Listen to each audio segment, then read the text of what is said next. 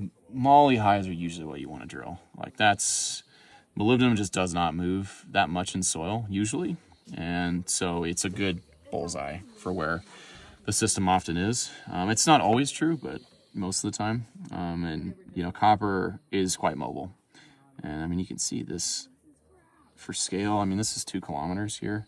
This whole area is almost 4 kilometers. It's just an enormous footprint of all these dark black zones. These are greater than 0.15% copper in soil. So where's the strongest moly? Strongest moly is both at IX. So IXL target is here.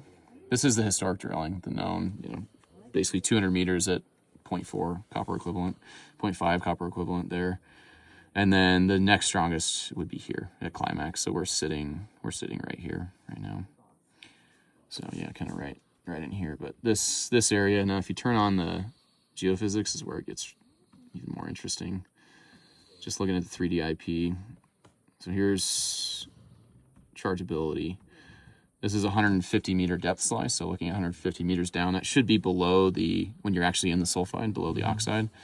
But that's a very consistent. The yellow is greater than 20 millivolt. The pink is greater than 40. So it's a very large, consistent zone. And one of the things you want to look for are these circular features with an internal charge low, because a lot of times the chargeability will be, it'll be highlighting pyrite, not necessarily chalcopyrite. And so it's often these internal zones that you want to, they need to be drill tested. We don't know exactly what is the, what's mapping mineralization if it is, but, Hercules was a 20 millivolt anomaly that was consistent like this. They drilled, and that was the mineralization. So copper, moly, soil anomaly with strong chargeability, anomaly, all at Climax. Yeah, Climax is where it all converges together. It's the strongest geochemical anomalies, copper, moly, and soils.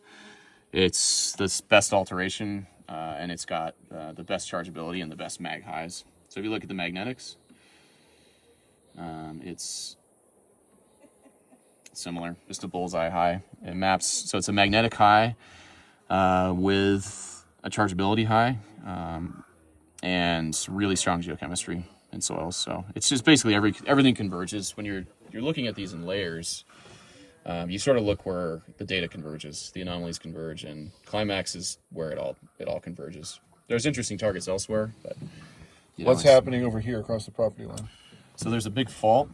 There's a big fault that runs right here that puts post-mineral basalt, which is magnetic. So a lot of this is actually post-mineral basalt. But as you go this direction, I mean, you can see the mag starts to pick up a little bit. So on Hercules' eastern block target, this is the big cut skarns associated with probably magnetite as well. So it's going to have a mag high. But there's a pretty good evidence there's another center over in here. Time will tell when you drill it. But our current take is Climax is a center, IXL is a center up here, and then there's a third on our ground over at Railroad. And the geochemistry supports that pretty strongly. Where you see, big zones of copper here at Climax. IXL is just an enormous footprint there on the high country. And then Railroad picks up in the skarns there. So you can see the soils sort of move over onto Hercules, and, their publicly released soils are quite compelling in the big cut skarn area. So there's probably a fourth zone here, and then you get into Leviathan kind of in this area. So it begins to be a camp that really has scale to it, which is what you need in porphyries. You need the scale. Very cool. Thank you.